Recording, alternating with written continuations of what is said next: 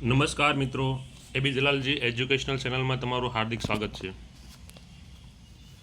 ભારત પર થયેલા આતંકી હુમલા પહેલગામમાં જે 26 લોકોનો જીવ લેવામાં આવ્યો હતો તેના બદલા રૂપે ભારત સરકાર દ્વારા, ભારત આર્મી દ્વારા પાકિસ્તાનના ઘણા બધા આતંકી ઠેકાણાઓ પર એર સ્ટ્રાઇક કરવામાં આવી છે.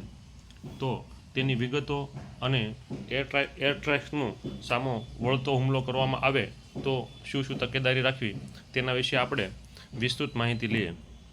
હવે જોઈએ કે ઓપરેશન સિંદૂર, ભારતની પાકિસ્તાન પર એર સ્ટ્રાઇક. ભારતે પહેલગામ હુમલાનો બદલો લીધો છે. ભારતની પાકિસ્તાન પર 1:30 વાગે એર સ્ટ્રાઇક કરી અને 9 આતંકવાદી અડ્ડાઓ પર હુમલો કર્યો છે. 30 લોકોના મોત થયા છે તેવી માહિતી મળી છે. ઓપરેશન સિંદૂરને સતત મોનિટર કરતા રહ્યા મોદી, એટલે કે આપણા માનનીય વડાપ્રધાન સતત આ એર સ્ટ્રાઇક પર ધ્યાન રાખી રહ્યા હતા. આતંકીઓ અને તેમના ઠેકાણાઓ પર બોમ્બમારો કરી અને આ હુમલાનો બદલો લીધો છે. એટલે કે ભારત આર્મી દ્વારા, ભારત સરકાર દ્વારા જે પહેલગામનો હુમલો થયેલો તેનો બદલો લેવામાં આવેલો છે.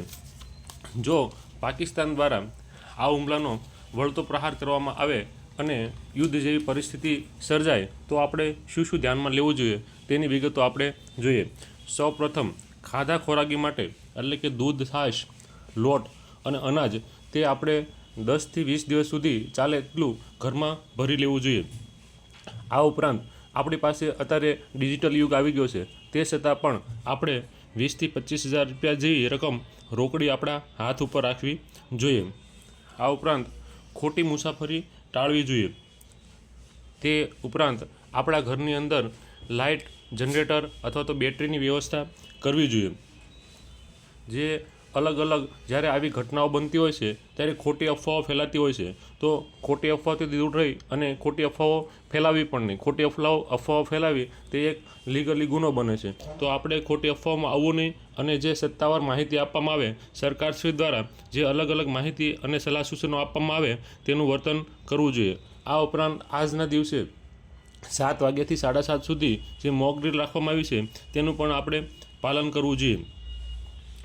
જો આપણા બાળકો, નાના બાળકો કોઈ પ્રવાસ અથવા તો અલગ અલગ રીતે બહાર જતા હોય તો તેને પણ સલામત સ્થળે આપણે ખસેડવા જોઈએ. જો કોઈ પણ હુમલો થાય તો એવી પરિસ્થિતિ સર્જાય ત્યારે આપણું ઘર અથવા તો જે સલામત જગ્યા છે અથવા તો જે સૂચનાઓ આપવામાં આવે તે જગ્યા પર આપણે સુરક્ષિત રહેવું જોઈએ. આ ઉપરાંત જે ખાસ કરીને દૂધ, છાશ અને ખાદ્ય સામગ્રી અને રોકડ રકમ આની વ્યવસ્થા કરવી જોઈએ.